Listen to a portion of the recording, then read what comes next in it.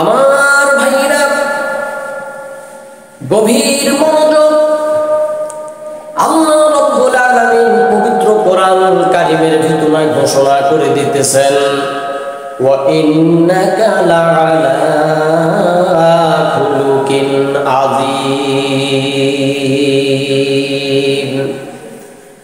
আমার ভাইরা আল্লাহ রাব্বুল আলামিন পবিত্র কোরআনুল কারীমের ভিতরে ঘোষণা করে দিলেন, হে নবী আপনি মহান চরিত্রের অধিকারী।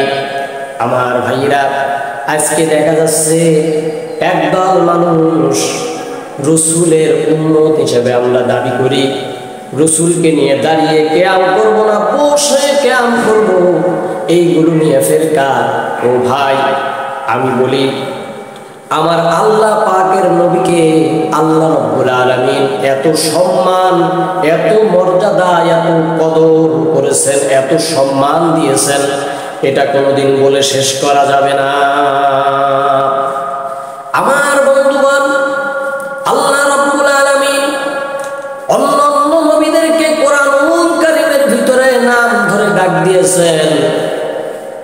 ঈসা, মুসা, আইয়ুব, ইউনুস, এইভাবে ইয়াকুব, ইয়াহইয়া নবীদের নাম ধরে ডেকেছেন, নাম ধরে বলেছেন। কিন্তু আমার আপনার মহান রব্বুল আলামিন আমার আপনার নবীকে কোনদিন ইয়া মুহাম্মদ বলে নাম ধরে ডাকেন না। আমার আল্লাহ রব্বুল আলামিন আমার আপনার নবীকে বিশ্ব নবী মুহাম্মদুর রাসূলুল্লাহ সাল্লাল্লাহু আলাইহি ওয়াসাল্লামকে আমার আল্লাহ রাব্বুল আলামিন ডেকেছেন, ইয়া আইয়ুহাল মুযাম্মিল।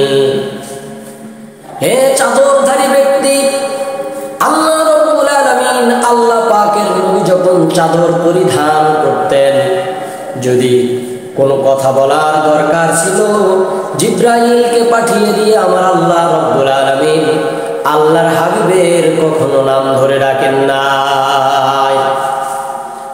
যে অবস্থায় যখন আল্লাহ পাকের নবী আপনার চাদর মুড়ি দিয়ে থাকতেন, আমার আল্লাহ রাব্বুল আলামিন বলতেন, ইয়া আইয়ুহাল মুযাম্মিল, হে চাদরধারী ব্যক্তি।